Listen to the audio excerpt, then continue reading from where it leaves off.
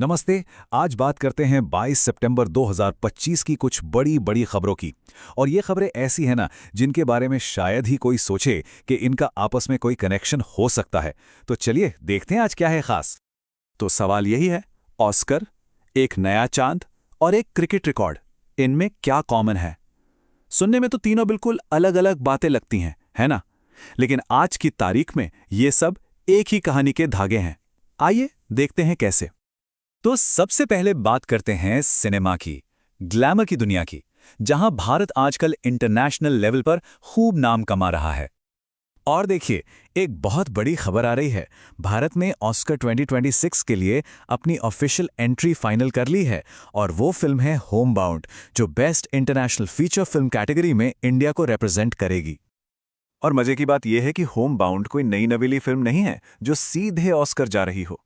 ये पहले ही Cannes film festival में नॉमिनेट हो चुकी है, और टोरंटो इंटरनेशनल फिल्म फेस्टिवल में तो ये रनर अप भी रही है।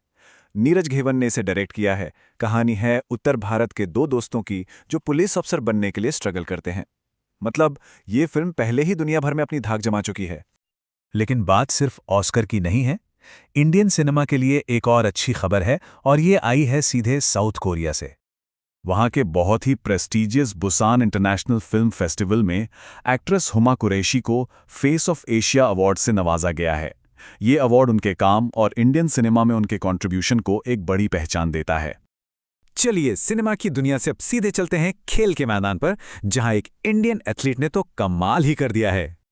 100 ये सिर्फ एक नंबर नहीं है, ये एक बहुत बड़ा माइलस्टोन है। और इसे हासिल किया है हमारे तेज गेंदबाज अर्शदीप सिंह ने।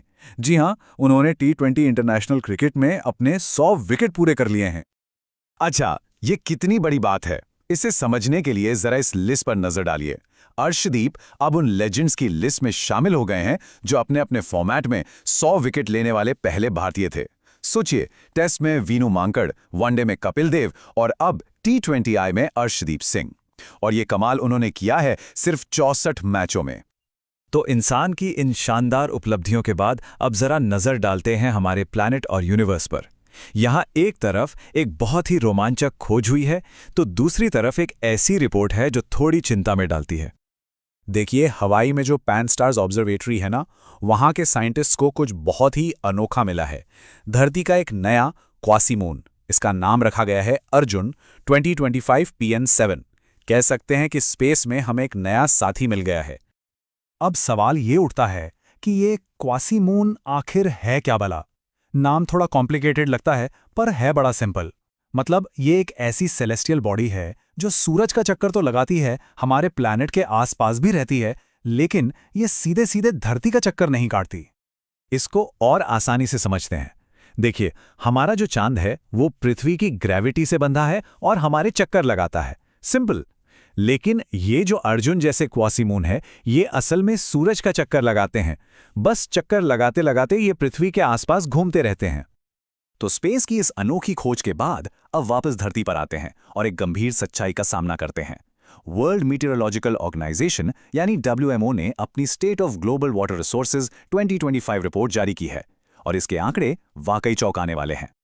पहला नंबर देखिए, 1.55 डिग्री सेल्सियस। याद है वो 1.5 डिग्री की लिमिट जिसकी सब बात करते थे, जिसे पार नहीं करना था? खैर, 2024 में दुनिया का औसत तापमान उससे भी ऊपर चला गया। अब ये नंबर देखिए, 450 गीगाटन। अंदाजा लगाना भी मुश्किल है कि ये कितना होता है, पर सिर्फ 2024 में, मतलब एक साल में, दुनिया भर के ग्लेशियरों से इतनी बर्फ पिघल गई। और शायद इस रिपोर्ट का सबसे डराने वाला आंकड़ा ये है, 5 अरब। जी हां, अनुमान यह है कि 2025 तक दुनिया के 5 अरब लोगों को साल में कम से कम 1 महीने पानी की जबरदस्त किल्लत झेलनी पड़ेगी। ये अब कोई भविष्य का खतरा नहीं, बल्कि हकीकत बन चुका है। अच्छा, अब देश की कुछ अहम खबरों पर आते हैं। भारत में कुछ बहुत ही महत्वपूर्ण पदों पर नई नियुक्तियां हुई हैं। तो पटना हाईकोर्ट के नए चीफ जस्टिस बने हैं जस्टिस PV बजंत्री। और अगर सिक्योरिटी फोर्सेस की बात करें तो प्रवीर रंजन को CISF का डायरेक्टर जनरल बनाया गया है, और प्रवीण कुमार को ITBP का डायरेक्टर जनरल नियुक्त किया गया है। और आखिर में बात करते हैं भारत की ग्लोबल पहुंच की, खासकर डिफेंस और इकोनॉमिक स्ट्रेटजी के लिहाज से, जहां एक बहुत बड़ा डेवलपमेंट हुआ है। ये एक वाकई में हिस्टोरिक कदम है। भारत मोरक्को में अपना पहला ओवरसीज डिफेंस मैन्युफैक्चरिंग प्लांट लगाने जा रहा है। ये टाटा एडवांस सिस्टम्स और मोरक्कन रॉयल आर्म्ड फोर्सेस का एक जॉइंट वेंचर होगा और इसका इनॉग्रेशन हमारे रक्षा मंत्री करेंगे। तो इसके पीछे का प्लान क्या है? देखिए, ये सिर्फ एक फैक्ट्री नहीं है। पहले ये मोरक्को की सेना के लिए हथियारबंद गाड़ियां बनाएगी, फिर ये पूरे अफ्रीका के लिए एक प्रोडक्शन हब की तरह काम करेगी। और इससे होगा क्या? इससे भारत को अपने $5 अरब के डिफेंस एक्सपोर्ट के टारगेट को अचीव करने में बहुत बड़ी मदद मिलेगी। तो देखा कैसे एक फिल्म ऑस्कर तक पहुंच रही है, एक क्रिकेटर इतिहास बना रहा है और डिफेंस में भारत दुनिया में नए झंडे गाड़ रहा है। ये सारी अलग अलग खबरें मिलकर एक बड़ी पिक्चर बनाती हैं, एक ऐसे भारत की जो हर फील्ड में आगे बढ़ रहा है। तो सवाल यह है कि सिनेमा, स्पोर्ट्स और सिक्योरिटी, इन सब में भारत की अगली बड़ी ग्लोबल हेडलाइन क्या होगी?